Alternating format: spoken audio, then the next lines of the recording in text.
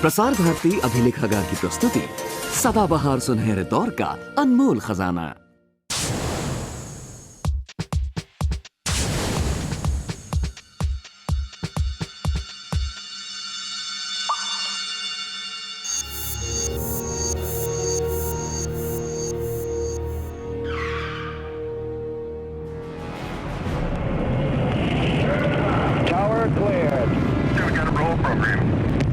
Neil Armstrong reporting the roll and pitch program, which puts Apollo 11 on a proper heading.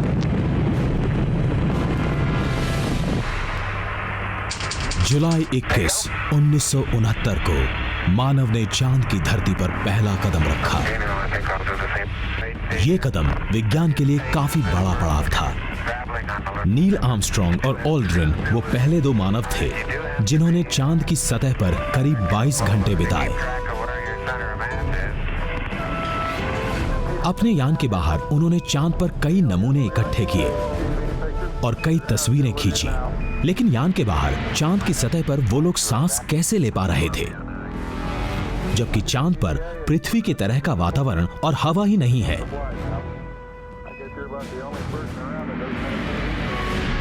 जवाब है वो एक ऐसी महत्वपूर्ण चीज उन सभी यंत्रों और साजो सामान के अलावा जो वो लोग अपने साथ ले गए थे, उसी की मदद से वो चांद की सतह पर आराम से सांस ले पाए।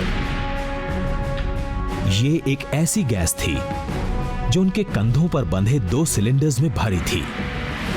ये गैस थी ऑक्सीजन। माउंट एवरेस्ट पर विजय पाने वाले तेंजिंग नोर्गे और एडमंड हिलेरी भी इन्हीं सिलेंडर्स की वजह से इतनी ऊंचाई पर सांस ले पाए। वैसे यहां हम उन गोताखोरों को कैसे भूल सकते हैं जो समुद्र की गहराइयों में उतरकर धरती के रहस्यों को ढूंढते हैं। वो भी पानी में मछलियों की तरह सिर्फ इन ऑक्सीजन सिलेंडर्स की वजह से सांस ले पाते हैं।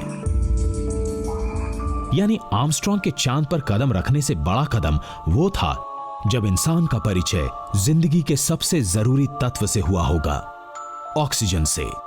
पर यह कैसे और कब हुआ?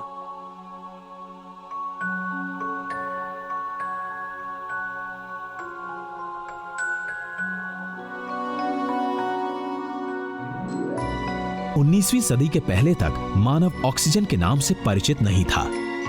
वैज्ञानिक हजारों सालों तक 5 मूल तत्वों के सिद्धांत को ही मानते रहे। यूनान, मिस्र और भारत जैसी सभी प्राचीन सभ्यताएं इसी को जीवन के पीछे का मूल सिद्धांत समझती रहीं, जिसके अनुसार धरती, आकाश, जल, अग्नि और वायु, इन 5 तत्वों से ही संसार की हर चीज बनी है। करीब 2000 सालों तक रासायनिक विज्ञान ने हर चीज के कारण को इसी सिद्धांत से जोड़कर देखा। लेकिन इन 5 तत्वों में भी आग एक ऐसा तत्व था जो हमेशा आकर्षण का केंद्र रहा। आग में चीजों का स्वरूप बदलने की क्षमता थी, जैसे आटे से रोटी और कभी-कभी रोटी से राख भी।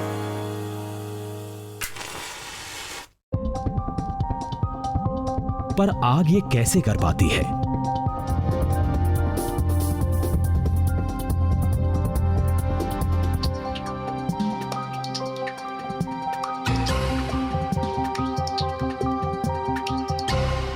चीजें कैसे जलती हैं और उनका स्वरूप क्यों बदलता है? यह सवाल हमेशा वैज्ञानिकों को परेशान करता रहा।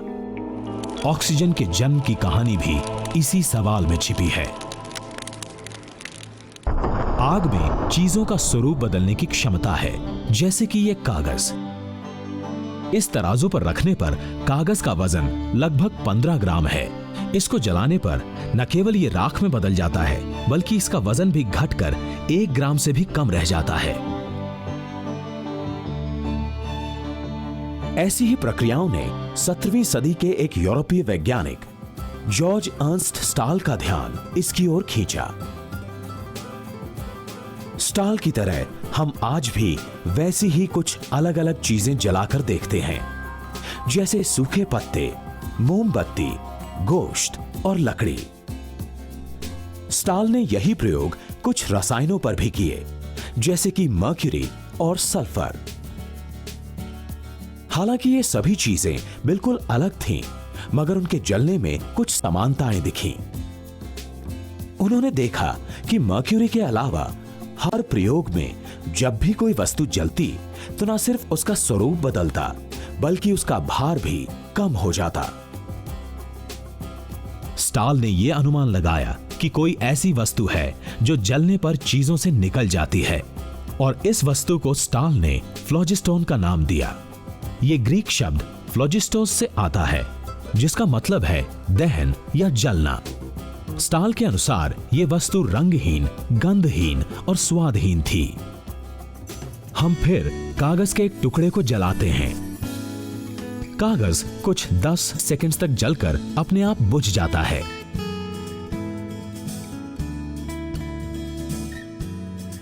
स्टाल के अनुसार यह इसलिए होता है क्योंकि कागज में से पूरा का पूरा फ्लोजिस्टोन निकल गया, जिसके कारण वो बुझ जाता है। अब हम एक और प्रयोग करते हैं। एक मोमबत्ती जलाते हैं। आमतौर पर यह लगभग आधे घंटे तक ऐसे ही जलती रहेगी। अब हम इस पर एक खाली जार रख देते हैं।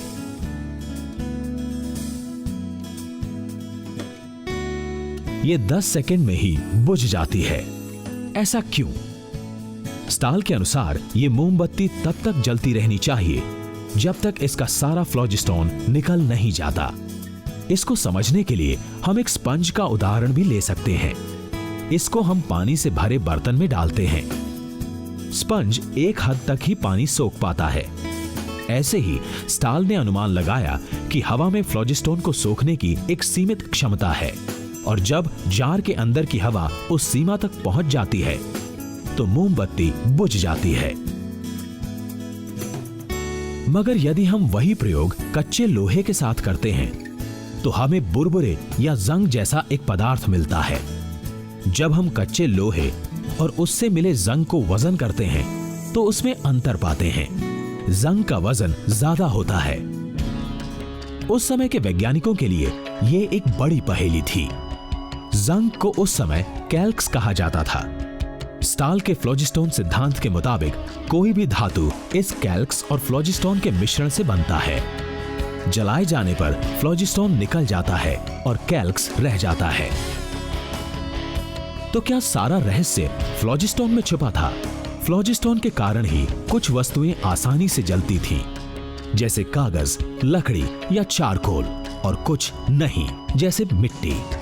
इसके कारण ही जलने पर वस्तुओं का वजन भी घट जाता था। यह सिद्धांत कितना सही था यह नहीं पता, लेकिन फ्लोजिस्टोन के सिद्धांत को 18वीं सदी यूरोप में बहुत सहमति मिली। अब तक वैज्ञानिकों का ध्यान उस जलते हुए कागज, उसकी राख और लोहे तथा उसके कैल्क्स पर ही केंद्रित था। उन्होंने जलने के समय निकलने वाले धुएं के किरदार के बारे में क्यों नहीं सोचा? शायद इसलिए क्योंकि जैसे परछाई पकड़ी नहीं जा सकती, वैसे हवा को भी कैद नहीं किया जा सकता। मिट्टी ठोस है, उसे आसानी से मुट्ठी में पकड़ा जा सकता है। पानी को भी बर्तन में भरा जा सकता है, देखा जा सकता है। मगर क्या इस अगरबत्ती से निकले धुएं को पकड़ सकते हैं, या क्या इसे माप सकते हैं?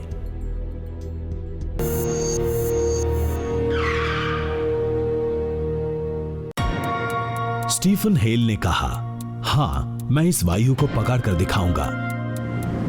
1725 में स्टीफन हेल नाम के पादरी ने रासायनिक प्रयोगों में निकलने वाली वायु को कैद करने का अनोखा तरीका ढूंढा।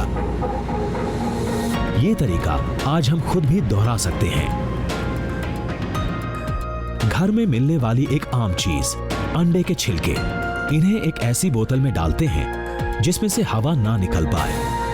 बस ढक्कन में एक बारीक सा छेद करके उसमें एक इंजेक्शन से नींबू का रस टपकाते हैं। अंडे के छिलके और नींबू के रस के मिलने से बनता है कार्बन डाइऑक्साइड और कैल्शियम ऑक्साइड। गैस को हम देख तो नहीं सकते, मगर इसकी मौजूदगी का पता लगाने के लिए बोतल से निकली पाइप के दूसरे सिरे को पानी से भरे टब में डाल देते हैं। इस पाइप के ऊपर पानी से भरा ग्लास पलट देते हैं। जैसे जैसे गैस एकत्रित होती है वैसे वैसे पानी में बुलबुले बनने लगते हैं। बोतल में पानी कम होता जाता है और कांच के प्याले में एक गैस इकट्ठी होती है। स्टीफन हेल के प्रयोग से हमें मिला गैस को एकत्रित करने का एक आसान तरीका, और उस समय के वैज्ञानिकों को मिला जैसे अलादीन का चिराग। कई तरह के नए नए प्रयोग शुरू हो गए। अब तक वैज्ञानिक सिर्फ ठोस और तरल चीजों पर ही प्रयोग करते आए थे। अब बारी थी गैसों की। एक ऐसी ही गैस स्कॉटलैंड के जोसेफ ब्लैक ने भी कैद की। ब्लैक का यह महत्वपूर्ण प्रयोग हम भी कर सकते हैं। हमने लाइमस्टोन को गर्म कर एक गैस एकत्रित की। इसमें ले जाने पर जलती मोमबत्ती तुरंत बुझ जाती थी। पर क्यों? स्टाल के अनुसार मोमबत्ती तब तक जलती रहनी चाहिए जब तक हवा पूरी तरह फ्लोजिस्टोन से संतृप्त ना हो जाए। इसका मतलब कि जार फ्लोजिस्टोन से भर चुका था, यानी फिक्स्ड विद फ्लोजिस्टोन। यह कुछ नया था। ब्लैक ने इस गैस को फिक्स्ड एयर का नाम दिया। आज हम जानते हैं कि यह गैस कार्बन डाइऑक्साइड है। ब्लैक के प्रयोग ने पहली बार यह साबित किया कि हवा के कम से कम 2 हिस्से होते हैं। तब तक यह ही माना जाता था कि हवा ही एक मूल तत्व है। पर अब साफ हो गया था कि हवा के अलग अलग हिस्से होते हैं। ब्लैक के महत्वपूर्ण प्रयोग की कड़ी आगे जाकर इंग्लैंड में रहने वाले अध्यापक जोसेफ प्रीस्टली से जुड़ी। रसायन शास्त्र में रुचि रखने वाले प्रीस्टली ने अन्य वैज्ञानिकों के प्रयोगों के बारे में पढ़ा ही था। एक दिन वे ट्यूरिन फिलोसॉफिकल एकेडमी के वृतांत पढ़ रहे थे। इसमें उन्होंने एक ऐसी खास हवा के बारे में पढ़ा जिसमें मोमबत्ती बहुत देर तक जलती रही, साधारण हवा में जलने से कहीं ज्यादा। यह तो ब्लैक के प्रयोग से बिल्कुल उल्टा नतीजा था। ब्लैक की हवा में तो मोमबत्ती बुझ गई थी। उस समय के वैज्ञानिक जानते ही थे कि मरकरी को गर्म करने पर कैल्क्स मिलता है और इसी कैल्क्स को वापस गर्म करने पर मर्क्यूरी। इसके साथ साथ एक गैस भी निकलती है। प्रीस्टली ने मर्क्यूरी गर्म करने पर इस निकलती गैस को कैद करने की ठानी। उन्होंने सबसे पहले मर्क्यूरी को गर्म किया। फ्लोजिस्टोन सिद्धांत के मुताबिक मर्क्यूरी में से फ्लोजिस्टोन निकला और मर्क्यूरी कैल्क्स रह गया। उन्होंने कैल्क्स को बिल्कुल बंद बेल जार में डाला। बेल जार से पूरी की पूरी हवा निकाल दी। मतलब जार के अंदर सिर्फ कैल्क्स रह गया और कोई गैस नहीं। अभी इस कैल्क्स को गर्म करने पर मर्क्यूरी और वो खास गैस मिलनी चाहिए। उन्होंने इस गैस को शुद्ध रूप में इकट्ठा करने की ठानी। अब कैल्क्स को मर्क्यूरी में बदलने के लिए कैल्क्स को गर्म करना जरूरी था। इसके लिए बंद जार को खोलकर माचिस की तीली अंदर ले जानी पड़ती, मगर ऐसा करने पर तो बाहर की हवा अंदर चली जाती। ये रासायनिक प्रक्रिया में निकलने वाली खास गैस की शुद्धता को नष्ट कर देती। प्रीस्टली फंस गए। प्रीस्टली इस समस्या का हल जल्द ही ढूंढना चाहते थे। फिर एक दिन जब प्रीस्टली बाहर बैठे धूप सेक रहे थे, तब उन्हें ख्याल आया कि क्यों ना मर्क्यूरी गर्म करने के लिए सूरज की रोशनी का इस्तेमाल किया जाए। प्रीस्टली तुरंत प्रयोग में जुट गए। उनका अंदाजा गलत नहीं था। तेज धूप के नीचे मैग्नीफाइंग लेंस के इस्तेमाल से उन्होंने कैल्क्स को गर्म किया। स्टीफन हेल के तरीके से उन्होंने अपनी गैस को कैद करने का इंतजाम भी किया। कैल्क्स गर्म होता गया और जार में पानी की जगह एक रंगहीन गैस लेने लगी।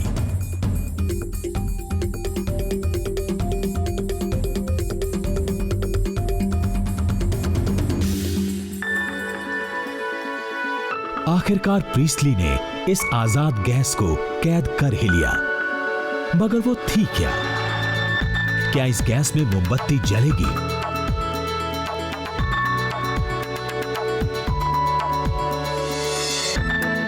प्रीस्टली ने पाया कि वो और तेजी से जली। क्या यह गैस जहरीली थी? इसका पता लगाने के लिए प्रीस्टली ने 2 जार लिए। एक जार में सामान्य हवा थी और दूसरे में इकट्ठी की गई रंगहीन गैस। दोनों में एक एक चूहा रखा। सामान्य हवा में चूहा 15 मिनट बाद तड़पने लगा। हैरानी की बात यह थी कि इकट्ठी की हुई हवा में चूहा लगभग 30 मिनट तक भी बड़े मजे में रहा। फ्लोजिस्टॉन सिद्धांत के समर्थक प्रीस्टली ने यह कहा कि जार में फ्लोजिस्टॉन बिल्कुल नहीं था, इसलिए मोमबत्ती खूब तेजी से जली। प्रीस्टली ने इस जार के अंदर भरी हवा को नाम दिया डीफ्लोजिस्टिकेटेड एयर, यानी वो हवा जिसमें फ्लोजिस्टॉन बिल्कुल ना हो।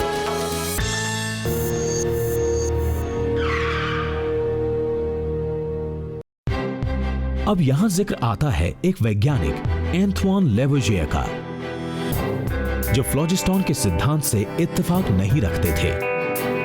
उनके पास इसका कारण भी था।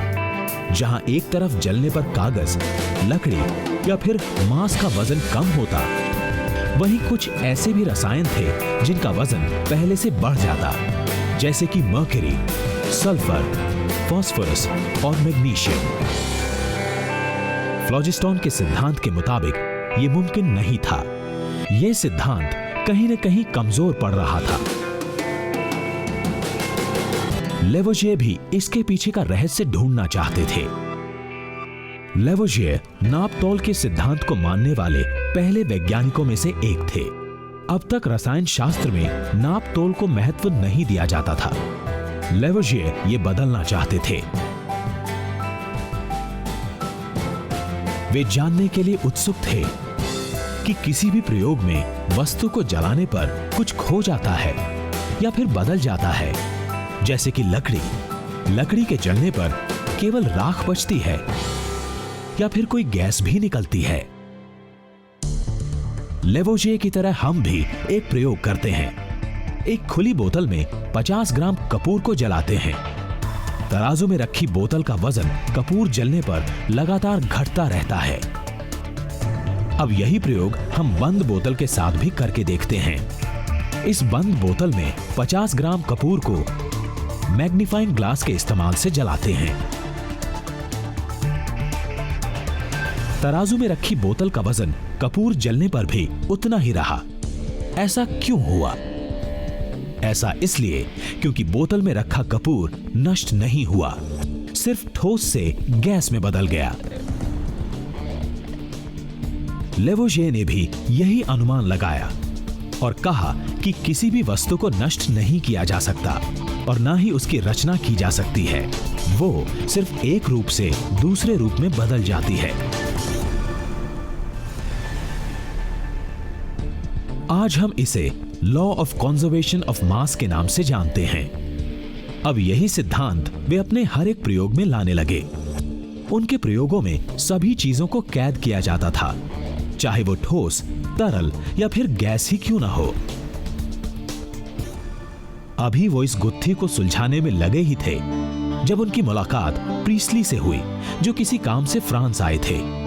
प्रीस्टली ने अपने प्रयोग में मिली डीफ्लोजिस्टिकेटेड हवा का जिक्र किया। मोमबत्ती के तेजी से जलने की बात पर लेवोजियर को शक हुआ कि वो हवा डीफ्लोजिस्टिकेटेड नहीं बल्कि दहन को बढ़ावा देने वाली कोई हवा है। जाहिर था कि लेवोजियर इस प्रयोग को करना और देखना चाहते थे। उन्होंने यही प्रयोग थोड़े बदलावों के साथ खुद किया। लेवोजियर ने प्रयोग में कुछ ऐसा इंतजाम किया कि इस्तेमाल होने वाली सभी चीजें जलने से पहले और बाद में आंकी जा सकें। काफी मेहनत और सटीक गणना के बाद लेवोजियर अब अपना प्रयोग करने के लिए तैयार थे। लेवोजियर ने एक बंद गले वाले जार में तौला हुआ मर्क्यूरी गर्म करना शुरू किया। इस जार का दूसरा सिरा एक बेल जार से जुड़ा था, जिसमें नापी हुई हवा भरी थी। जार पानी से भरे टब में पलट दिया गया था। ये मर्क्यूरी 14 दिन तक गर्म होती रही। मर्क्यूरी जार की नापी हुई हवा से मिलकर कैल्क्स में तब्दील हो रही थी। उन्होंने देखा कि साथ ही जार में पानी का स्तर धीरे धीरे बढ़ रहा था, यानी जार में भरी हवा की मात्रा भी घट रही थी। जहां एक तरफ हवा घट रही थी, वहीं कैल्क्स का वजन भी बढ़ रहा था। लेवोजिए ने अनुमान लगाया कि हवा से कोई चीज मर्क्यूरी से मिल रही थी और उसे कैल्क्स में तब्दील करने में मदद कर रही थी। इसलिए कैल्क्स का वजन भी बढ़ रहा था। लेवोजिए ने आग बुझा दी और कैल्क्स को ठंडा किया। उन्होंने देखा कि कैल्क्स का वजन ठीक उतना ही बढ़ा था जितनी हवा की मात्रा घटी थी। लेवोजिए अब कैल्क्स को मर्क्यूरी में फिर से परिवर्तित करना चाहते थे। वे देखना चाहते थे कि क्या कैल्क्स को गर्म करने पर पहले जितनी मर्क्यूरी मिलेगी और जार में हवा का स्तर पहले जितना हो जाएगा या नहीं। लेवोजिए सही थे। पहले जितनी मर्क्यूरी फिर से मिल गई थी। प्रयोग में खर्च हुई हवा को भी वापस पा लिया गया था। लेवोजिए ने कहा कि जब मर्क्यूरी, लोहा, फास्फोरस जैसी चीजें जलती हैं, तो वो हवा में फ्लोजिस्टोन नहीं छोड़ती। असल में वो हवा से एक गैस को सोख लेती हैं और जंग बन जाती हैं, जिसका वजन ज्यादा होता है। लेकिन लकड़ी को जलाने पर लकड़ी से निकला हुआ कार्बन हवा से मिल जाता है, इसलिए राख का वजन कम होता है। प्रीस्ली की तरह लेवोजिए ने पाया कि यह गैस आग को बढ़ावा देती है। यह गैस उस मोमबत्ती को और तेजी से जलाती भी है और चूहे जैसे जीव जंतुओं को जीवित भी रखती है। इसकी नामौजूदगी जहां एक तरफ मोमबत्ती को बुझा देती है, वहीं जीव जंतुओं को मार भी देती है। लेवोजिए ने इसे ऑक्सीजन का नाम दिया। रदरफोर्ड ने पहली बार हवा में नाइट्रोजन की खोज की और हेनरी कैवेंडिश ने हाइड्रोजन की। वहीं ऑक्सीजन की खोज ने पुरानी चली आ रही फ्लोजिस्टोन थ्योरी की न सिर्फ नींव हिलाई, बल्कि उसे गलत भी साबित किया। और इसी खोज के जरिए हमें हवा में मौजूद अलग अलग गैसों की पहचान हुई। इस खोज ने 5 तत्वों के सिद्धांत को भी ध्वस्त कर दिया। लेवोजिए का काम ऑक्सीजन की खोज पर आकर ही नहीं रुका। उनकी सोच ने आधुनिक रसायन शास्त्र की बुनियाद रखी, वो बुनियाद जिसमें नाप तोल की प्रक्रिया को महत्व मिला। और इसी वजह से लेवोजिए को फादर ऑफ मॉडर्न केमिस्ट्री भी कहा जाता है। उनकी किताब एलिमेंट्री ट्रीटीज इन केमिस्ट्री ने रसायन शास्त्र की दुनिया को एक नया आयाम दिया।